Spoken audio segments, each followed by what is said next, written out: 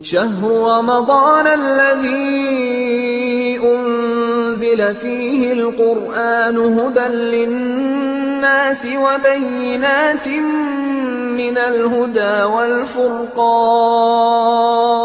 کی دعا میں بندہ خدا سے تین چیزوں کا مطالبہ کرتا ہے۔ پہلی چیز پار الہ اپنی رضا، اپنی خوشنودی اور اپنی مرضی سے ہمیں قریب کر دے۔ دوسرا مطالبہ خدایا آج کے دن اپنے غیظ و غضب سے ہمیں محفوظ رکھ۔ تیسرا مطالبہ خدایا آج کے دن تلاوت قرآن کی توفیق عطا فرما۔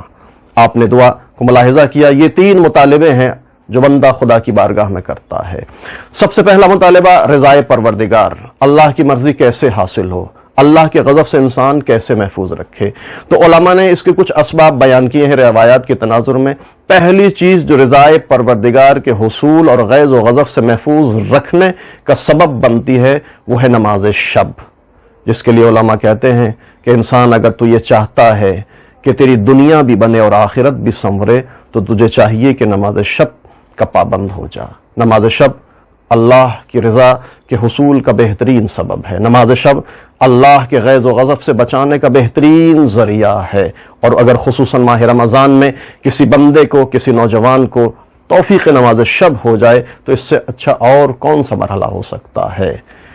خصوصاً رات کا سناٹا، خلوت، تنہائی، عبد اور معبود کے درمیان رابطہ نماز شب کی شکل میں ہو جائے تو یقیناً رضائے پروردگار کا حصول ہوگا، یقیناً یہ بندہ غیظ و غضب پروردگار سے محفوظ رہ سکتا ہے۔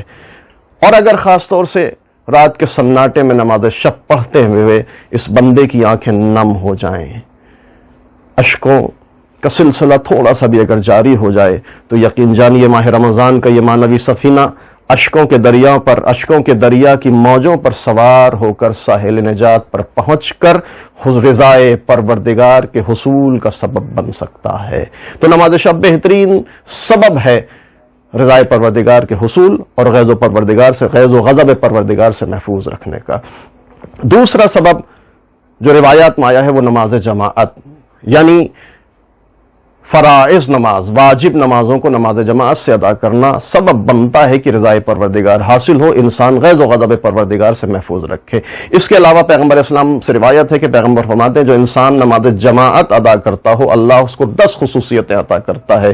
عمر میں برکت ہوتی ہے، روزی میں وسعت ہوتی ہے، اولاد کی حفاظت ہوتی ہے، گناہوں کی مغفرت ہوتی ہے، توفیق اطاعت و عبادت حاصل ہوتی ہے، چہرے کا نورانی ہونا سبب بنتا ہے، روز قیامت نام اعمال اس کے داہنے ہاتھ میں جاتا ہے، مرتے وقت روح اس کی آسانی سے قبض ہو جاتی ہے، آتش جہنم سے نجات ملتی ہے اور جنت کی نعمتوں سے بہرہ مند ہوتا ہے۔ یہ 10 خصوصیات اور 10 نعمتیں اللہ اس انسان کو عطا کرتا ہے جو اپنی واجب نمازوں کو نماز جماعت سے ادا کرتا ہے۔ تو 2 چیزیں سبب بنی، نماز شب، نماز جماعت۔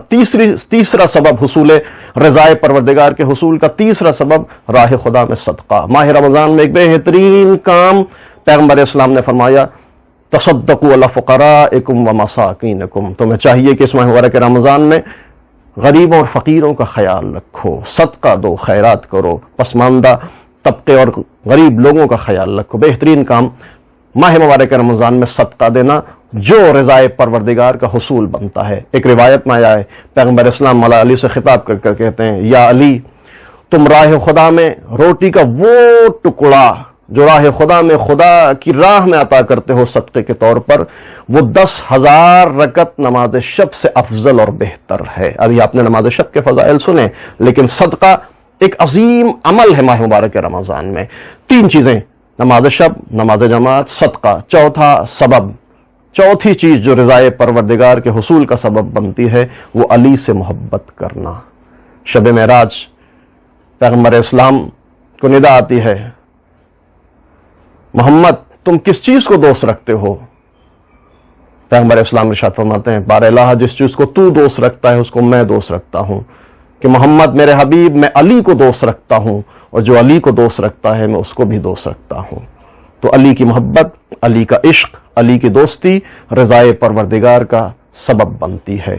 آخری چیز تلاوت قرآن خشم پروردگار، غضب پروردگار سے انسان کو محفوظ رکھتی ہے، رضائے پروردگار کا حصول بنتا ہے۔ جیسے کہ اس دعا کے آخری فراز میں بھی معصوم نے ارشاد فرمایا وَوَفِّقْنِ فِيهِ لِقِرَاءَةِ آیَاتِكَ بار الہ آج کے دن تو اپنی آیات کی قراءت کی توفیق عطا فرما، تجھے تیری رحمت کا واسطہ اے سب سے زیادہ رحم کرنے والے معبود۔